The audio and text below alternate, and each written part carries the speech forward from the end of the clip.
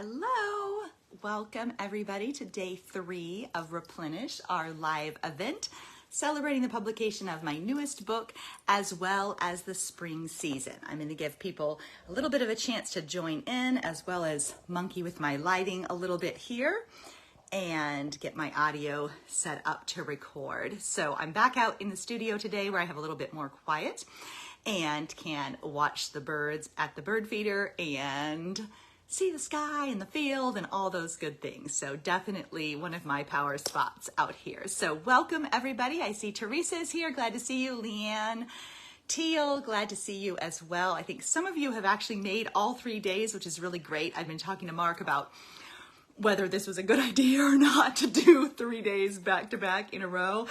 And because I've really had a good time with it, but it's also a lot to do in a row, probably a lot for you as well as for me. So I'm like, if I ever do this again, I'll do 3 weeks, 1 day each week or something like that. But anyway, hello, Taryn. Hello, Dawn. Glad to see you. Oh, Amanda's here too. I think Amanda's been here every time as well. So I should have thought about, and Marilyn is here too. I think Marilyn's been here every time also. So thank you so much for gracing me with your presence. And also thank you to people who will join us via replay later. I'm happy to see some people are enjoying the replays as well. So thank you to our replay crew. It is good to have you. Hello, Christy. Glad you made it here just in time indeed.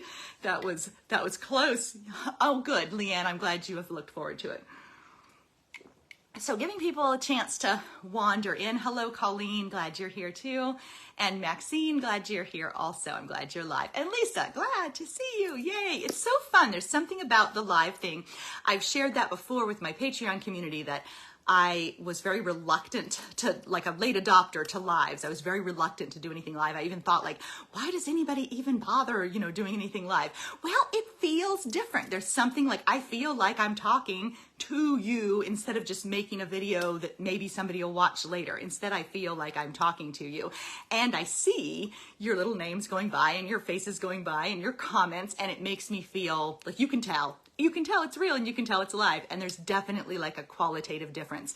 So I'm glad I got over my reluctance and started to do some live things because it feels really nice. Hello, Suzanne. Glad you're here too. It's good to see you. Okay, so now that people are here, let's go ahead and take a deep breath and settle into ourselves. Calling our spirits back into this time in this place with these people on this day.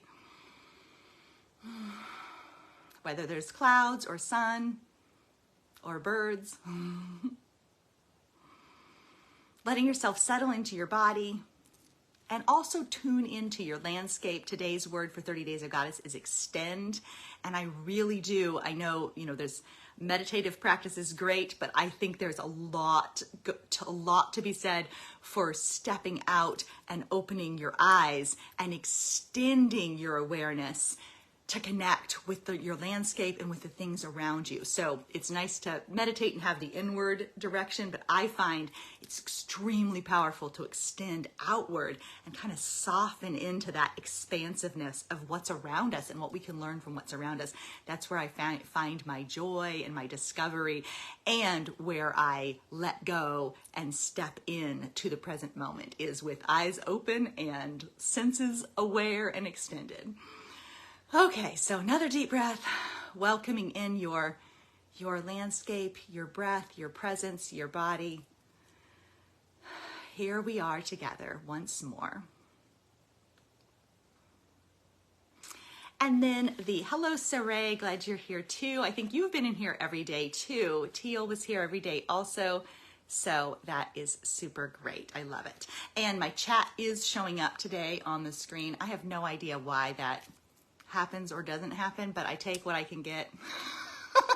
So, and I welcome what it is that I can get out of the deal. So anyway, let's go ahead and read from, backing back up. This is, what would the day be without me dropping my stuff on the ground? Just a second. Ta-da! It's like a magic trick. First I'm there, then I disappear, then I come back again with my stuff. Okay, so that said, this is day 3 of our Replenish retreat, celebrating the publication of the new book as well as the spring season. And so, again, settling into yourself, possibly putting a hand against your heart, and taking a pause. And here is today's prayer. May we reach for what is possible, for bold dreams and brave visions. May we trust ourselves. May we persist in choosing our own lives, in living our own magic. May we persist in choosing our own lives and living our own magic. I really feel like that is, as I said yesterday about being in devotion to our own lives, I really feel like there's an invitation each day in daily practice to choose our own lives again and again, to choose to trust ourselves again and again, and to live our own magic. That's one of my things that I say often is keep living your magic. Like, we each have magic here to live, here to experience, here to explore, here to sink into, here to step into, here to inhabit in full. We each have magic. Our landscapes hold magic, our connections hold magic, our lives hold magic. And I really encourage us all, and I have to remind myself of this over and over, like, to keep living our magic, to really live into it, to lean into it, to live it richly, deeply, wisely, and well. So today I wanted to offer one of those practices that I like, body-based practices that have, so this one's one I use frequently, this self-blessing, and it has affirmations that go with it as well as movements, because I find that's a really powerful combination to have some physical movements to go through as well as something that you say aloud. So I'd love to share that with you today. It'll be familiar to you if you've participated in other stuff with me, because I use this one a lot. I actually keep this card in the front of my prayer book, and so I revisit it. Let me get my light a little better, just a second. I revisit this one often. I find it a really powerful grounding practice and connecting practice. So I wanted to share that with you all today during this day of the retreat. So you can follow along with me with your movements, and then if you're in a place where it feels good to do so, you can go ahead and say the words out loud as well. So, I lay a hand against my forehead. I am open to possibility. I am open to peace.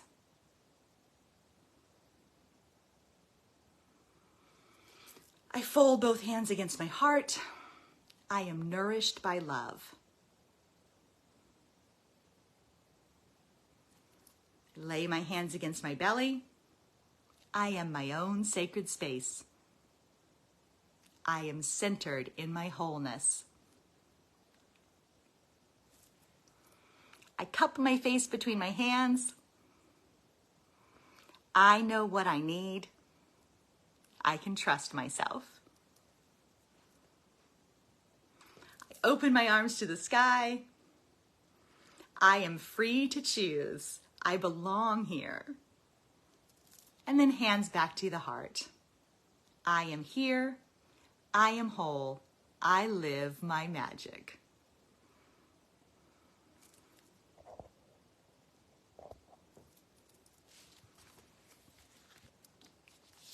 And I'm going to go ahead and make a separate website that has each of these replay videos on it. And I will include the little cards that I've read from. I'll include those as a handout packet on that website so that you can come back to it and revisit it. And it will be, so I'll just gather them all together onto a Replenish Retreat website, and will be on the 30 Days of Goddess homepage. Amanda, I am glad that you got your book. I'm really feeling excited about this one. And I know I've said a couple of times, I love 365 Days of Goddess. Like, don't get me wrong. I really feel like that is an amazing resource, if I do say so myself. I read it every day myself. There's so many poems in it that I forget. I forget what I've written, and it's fun to reread it. It's almost like getting a gift from somebody else. But there's something about this little size that's just like making me so happy, and it just feels really friendly and wonderful. So I'm glad that I did this. I'm glad that I did this again. So I love both of them. The big tome with so much to offer, and then this small little soul seconds, these little bites, these little bite-sized bits of the sacred. I really have enjoyed both of them. So I'm really pleased with this book, and I'm glad that people seem to be enjoying it as well. So that is good. And yeah, that's one of my, this self-blessing is one of my favorite prayers / practices in one. It's really good, and it works really well in a ritual group as well. If you do circles in person with other people, it's a great one to do as a whole group and have everybody say the affirmations aloud and go through the body movements. I find you'll see I refer to giving a body blessing or offering a body blessing often, because I feel like an embodied practice is a really powerful way of connecting with the words and like actually inviting them into you and inviting yourself to inhabit that message, not just reading it aloud, but actually using your physical body to ground the prayer or the practice, like to ground it into you, to let it soak in. It adds a different element than just reading something aloud. Okay, so let's see. I was going to continue with a section from where we left off in the Replenish book about daily practice and creating a daily practice that fits your life and how it fits into your life. And the thing I like to remind people of is that daily practice happens day by day, morning by morning, moment by moment, and that each of us really do have small pockets of presence in our everyday in which we can fold small moments of sacredness. So I've shared this before, that one of my favorite things to do is I have multiple prayers that I have memorized, and I say them in the morning before I even get out of bed. So the first thing that happens when I wake up in the morning, the first thing that I experience is a prayer on my lips. Like I will wake up, I'll almost be still dozing sometimes, and then I offer that prayer in the morning. And I find that's a really powerful way to start your day with a little pocket of presence, a little bit of small sacredness as the very, very, very first thing you offer. That's part of being in devotion to your own life, is prioritizing your practice so that you're not saving it for later. You're not waiting for someday. Instead, you're inhabiting it right now. And so having a memorized prayer can be a really nice way to do that. So that's what I like to do. And, but then I also find we can fold these small moments of sacredness into our other tasks and our other everyday activities, especially during threshold moments. So if we have space when we sit down, but before we open the computer, when we are going to our car, but before we drive away on a commute, when we finish a task and then shut down the computer or put away the potting soil or whatever it is, any of those little transitional moments can be a pocket of presence in which to infuse a moment of sacredness, a little dollop of the sacred, a little soul second in that moment. And so I would invite you to consider, what little doorways do you have in your life? So a lot of us crave magical experience, and I say that, I've written that a lot of times about, we all crave moments of flash and fire, and we deserve moments of flash and fire. We also deserve blue silk and yellow roses, and we deserve to have margins for magic in our lives, space and grace for ourselves to experience sacred experiencing. And we also have full lives that are complex and busy and have kids and people that we're caring for and jobs to do and things like that.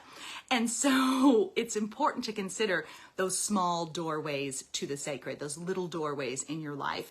And so I invite you to consider that today, or moving into to the next month ahead of you. What are the little doorways in your life? What are those moments in which you could fold some small sacredness? What are your subtle entrances into the sacred? And I really do find that they are everywhere. So that is something that I'd like to encourage you to think about. And so, yeah, that's what I wanted to share from that section. And then from the power of daily practice. Daily practice is a safe space of homecoming and belonging. Your practice is both a temple and a companion as you connect and change, as you listen and grow. And one of the things I also love to remind people of is that a daily practice is here to hold you. It's here to nourish you and support you and inspire you and sustain you. It's not here to shame you or blame you or tell you what to do. So if you add too many things, too many have-tos or must-dos, or you try to apply somebody else's system, including mine, to the life that you're actually living, you can find that it gets to be too much. And you think, oh, I can't draw this card and write in this journal and offer this prayer and do a meditation and do yoga. I joke with Mark that if I did everything I wanted to do every day, I would not actually, my morning would last until at least 1 o'clock in the afternoon. I love morning practice. Well, all the things I love would basically take me till 1 o'clock in the afternoon before I could do anything else. And so anyway, it's a daily practice is here to hold you, not to tell you what to do and not to shame or blame you. So if it starts to feel like it's too much, if it's too big or it's too heavy, scale back. Go to your smallest possible practice, the smallest moment of sacredness that you can infuse into your day, and then add on to things from there. I speak about creating a blessing basket of practices from which to choose, metaphorical or real. You can have an actual basket with stuff in it, or it's metaphorical. I could offer a body prayer. I could read from a prayer card. I could open the Replenish book and see what it has to share. I could write a quick poem. I could do some art in my journal. I could pause with my hands against my heart. I could step outside and look for a bird. You can add those things together to build a daily practice that's rich and fulfilling in your day, but not one that's telling you, if you don't do it all, you've failed. If you don't do everything, you've failed. That's not true. That's like a story we like to tell ourselves to keep ourselves from doing anything, because we're thinking, if I can't do it all, I'm not going to do anything. And then it makes you feel bad. And that is not at all what daily practice is about. It's here to hold you, not to tell you what to do. And so I wanted to make sure to emphasize that, and also to emphasize that we can pilgrimage into our own backyards. We can make new discoveries and learn new things and inhabit magic in our worlds every day, in our own backyards, in our own front yards, at our own altars, on our own yoga mats, on our own porch swings, on our own balconies. We really can inhabit magic and experience magic in every day. And so I'm going to, I see Rini is here as well. That's good to see you, Rini. I saw you yesterday and didn't get, or I think it was yesterday, and did not get a chance to acknowledge you by name. Rini's one of my real life friends who I've known since I was a kid. So nice to see you here, Rini. Glad you joined us. And, okay. So yesterday I mentioned the power spot idea and having a place that you revisit over and over, and that's a place of returning. You learn something new, you experience something new, and it builds your trust, your self-trust, and it builds your trust in yourself and in the sacred. You build your trust that when you keep showing up for your own life, the sacred shows up too. And I referenced my Earth Prayer book and how I wrote in that one about my the experience of going down to the rocks every day for a year and seeing what I could discover, hearing what I could hear, seeing what I could see, and learning what I could learn. And so I went ahead and opened that book back up again to refer to what I'd actually written. This book was written primarily in 2013. It actually became the foundation of my master's thesis. So I have a master's degree in clinical social work that I got a long time, that I finished in 2000. And then I started a doctoral degree, a doctorate of ministry degree in 2011, I believe. And on the way to finishing that doctorate, if I wrote a thesis and took an extra class, I could also get a master's degree in divinity. So I went ahead and did it. I called it a pit stop MDiv degree because I didn't need to do that much extra on the way to the doctorate to also have the master's degree in divinity. And so this Earth Prayer book is pulled out of my thesis in that program. And then my practical priestessing manual is pulled out of my dissertation for the later degree. So this is what I wanted to share with you because I think this really sums up the power of a power spot, the power of coming back again and again, that power of returning. And I have to say, I keep using that word return, and I keep using it in different things that I've written this year. And I'm like, maybe I don't want to get ahead of myself, but I'm like, I think that might be my 2025 word of the year, because sometimes when a word recurs, and a word of the year I find can really be a like almost a mantra or a prayer in and of itself, a one-word prayer, a one-word reminder, a one-word affirmation. And I've been thinking about return and how often I use that concept of returning to our places of power, returning to our hearts, returning to our sense of belonging, returning to ourselves. And I thought, well, return is a really good word of the year because it is like, it's a prayer, it's an affirmation, it's a blessing, it's a touchstone. Yes, Rini, it's a touchstone, all in a single word. And so anyway, return. If I could only have one prayer, it would be that. Okay, so here's a section from Earth Prayer. And this is true. And I find this was written in 2013, but then 30 Days of Goddess was created in 2021, or the end of 2020 and into 2021. And I really found that I relearned the same thing that I'd already learned in 2013. I relearned that through 30 Days of Goddess. And it's interesting to see the seeds of some of the same things I still talk and write about are present in this book, even though it is much older and my life has changed a lot since I wrote it. And I've even thought about ceasing publication of it because I'm like, it's just like, it's not current anymore. It's not what I would say. And then I open it back up and I'm like, actually, I still say the same kind of stuff. So here it is. Over the course of a year, I entered the woods in many different ways. And you can apply this to, we enter our daily practice. We enter our sacred space, our power spot in many different ways every day. Angry, disappointed, sad, joyful, satisfied, tired, hopeful, prayerful, celebratory, creative, grieving. And I left each day with a sense of inner peace and stillness, of a quieted mind, a restful body, and a connected soul, if only for a few minutes. I learned that it is okay to feel spiky, that it is okay to have a lot to write about and not a lot to write about. I learned to do it anyway. I learned about the value of daily time as a spiritual practice. I learned to move it forward in my day, to spend longer at it, and to make it a top priority. I learned to pay attention and discovered I can always see something new. I learned that lessons come from sometimes the most surprising and unwelcome of experiences. I noticed what shares the earth with me, the things that fly, the things that crawl, the things that walk. I bonded with the trees. I recalled that rocks sit around developing powers and wisdom. I composed words I went on to use more publicly and in ritual. I wrote a master's thesis, 2 books, 2 ebooks, and hundreds of poems and blog posts, as well as what then would later become my dissertation as well. And so I realized that the spoken poetry of the forest is its own gift, it's its own language, its own way of exploring the world.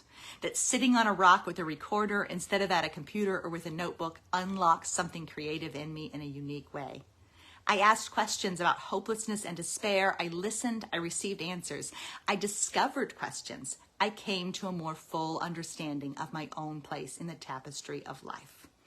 And that is truly what it's still all about. So I'm surprised sometimes because I feel like I was a different person sometimes when I wrote this, and I feel like I've learned so much more and I've had so much more experiences and I've created so many more things. And then I'm like, it's interesting to see the essence is still there. Hi, Karen Sutton. Glad you are here as well. And Christy, yes, it did get a new cover over time. And I added a couple of poems. I added a couple of poems to it at some point. I can't remember. I redid the cover Yeah, I redid the cover at some point, and I added a couple of poems at that point too. So the first version of it is a little shorter than the second edition version of it, and there was some formatting things that I changed as well. And that cover, So the first cover was me when I was pregnant, and since I wrote a lot of the book during that time, that first cover, and then this cover is actually a picture I took of my own self at the beach. I don't know if people know that. I took that. That was like a camera with a timer. Just set on the sand, and I took that picture of myself at the beach. So this really is this is a beach picture of a real sunrise at Dauphin Island. And this is I don't know if people know that about the picture. So that is, that I think it ended up being really good. So I feel really happy about it still. That's one of the things looking back. I do not wish it had a different cover. I love the cover as it was with my own homemade picture that I took of my own self that one morning. And so that is the continuing with that section of the, it's Colleen, it's earth prayer, birth prayer, life prayer, woman prayer. It's on Kindle as well. I edited it into a Kindle version a lot later than when it was actually published. And so this is what I said about it too in here. I rehearsed weddings, practiced songs, and drummed up the sun. I was ragged and I danced. I was forlorn. I was buoyant and exuberant. And I watched it all.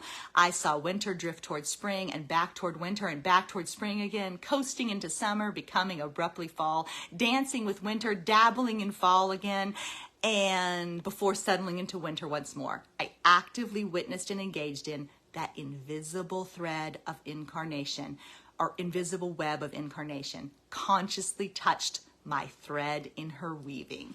And so that's really what I would invite for all of us, is that when we have those moments, when we take a sacred pause, when we allow ourselves a soul second to step across the threshold and into the sacred what is, we have the opportunity to see it all, to witness it all, to feel it all, and to touch our thread in her weaving, in the great web of incarnation that holds us all. We can connect to the web, and we can hold our own thread while we feel the rest of the threads also holding us.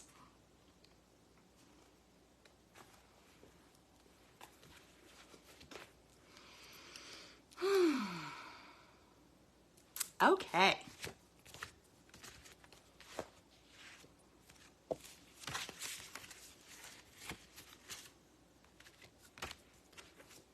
So I spent a little bit more time on the Earth Prayer book than I had originally intended, but sometimes it gets a little bit neglected. So it's nice to give it a little spot in the sun. If I'm celebrating the publication of the 12th book, might as well give a little nod of appreciation to the first book as well, especially considering that one, there's almost a 10-year gap between them, and there's a little space for both of them.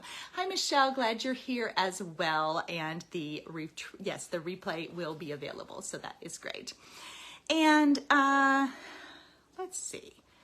I have a couple more things that I wanted to do today before we close up. Oh, I see Evelyn and Simone are here as well, so glad to see you both.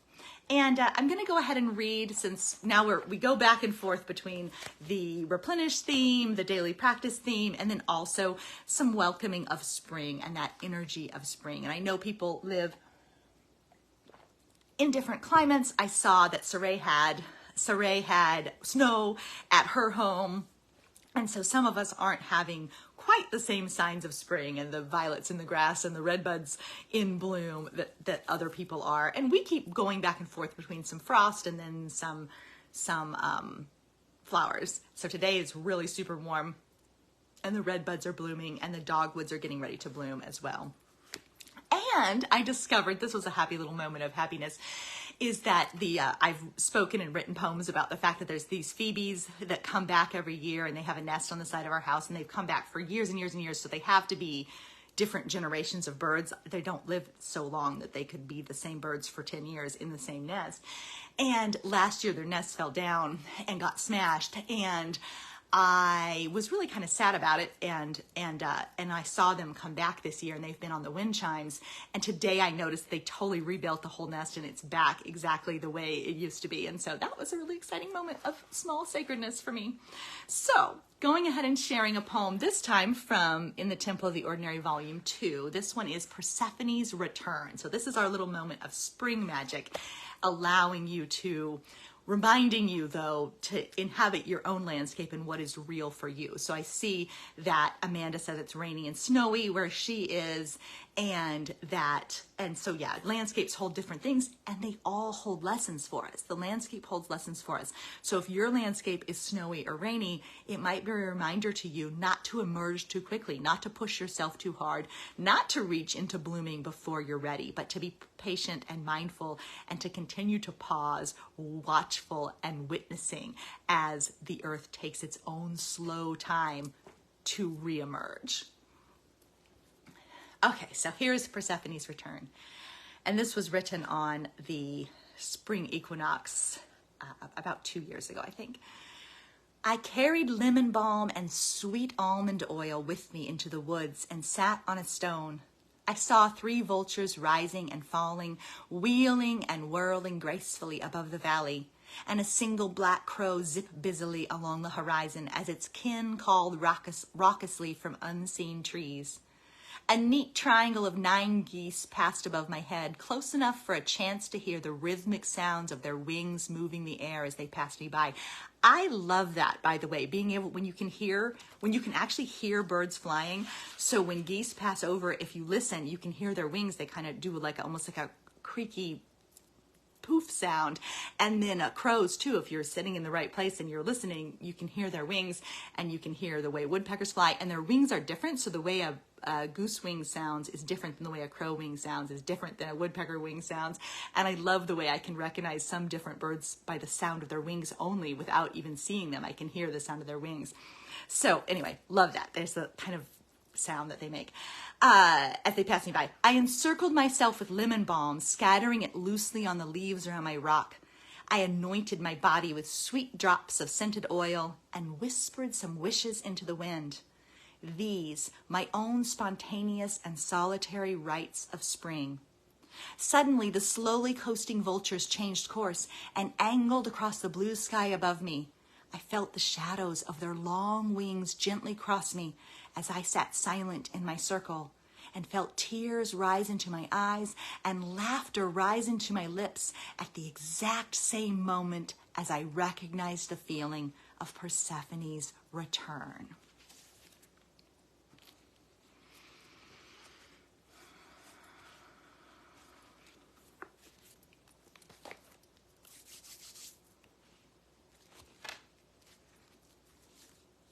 Okay, so 2 more. We've passed our half an hour mark, but I have 2 more little things to share with you, and then we'll go ahead and close up for the day.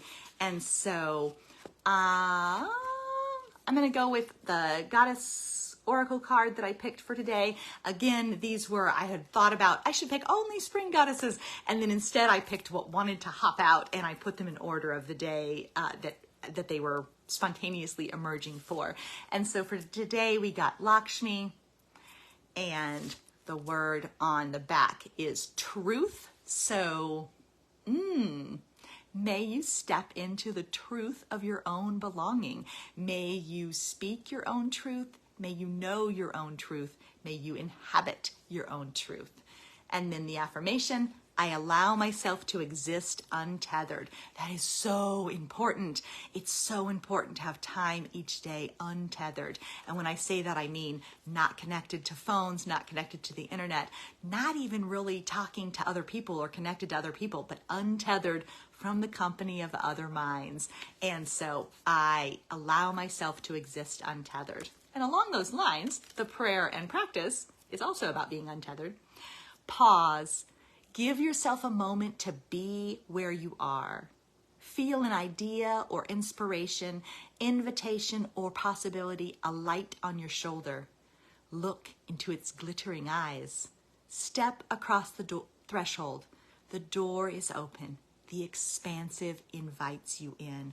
And it really does every single day. The expansive invites you in. The infinite invites you in. The sacred invites you in. The goddess invites you in. Every day you're invited in to return once more.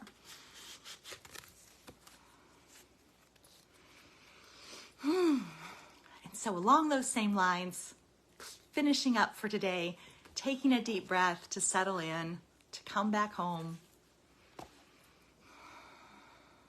And you may wish to lay your hands against your heart.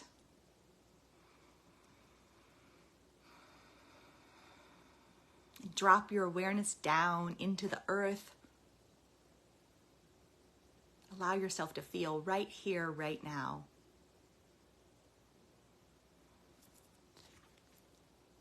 And then from this card, root yourself on this earth right where you stand. Inhabit the arising. Feel the wisdom of the land resonate in your bones. Listen to the unfolding story. Participate with your whole heart and your open hands. Feel sun warm your skin and wind kiss your face. Stay alert for enchantment. Feel your own magic humming through your veins. Trust your own belonging. Stay with it. Stay with it. Stay with that belonging. Stay with your own returning and keep coming back again and again. That is where the magic is. That process of return is where the magic is. So thank you so much for having joined me over the last 3 days for our Replenish retreat. It has been really wonderful to share some sacred space with you all and a little taste of spring magic, as well as some spots of time, some sacred pauses, some soul seconds for you this month. So thank you so much. Glad you have been here. Thank you, Suzanne and Dawn and Leanne and Teresa. Glad you were here. Thank you, Karen, Taryn, and yes, I like to see, I have to glance over. Remember I said the chat was showing up, abruptly has stopped. Now it's only over here on the computer. Thank you, Marilyn and Colleen and Julie, Lisa, Saray, Marilyn. Thank you so much. Amanda, Michelle, Christy. Wonderful. It has been so good to see you all. Teal, glad to see you as well.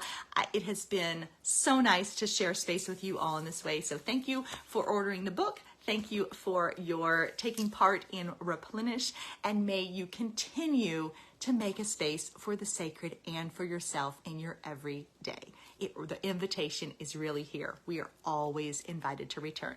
Thank you so much. Happy spring. Bye-bye.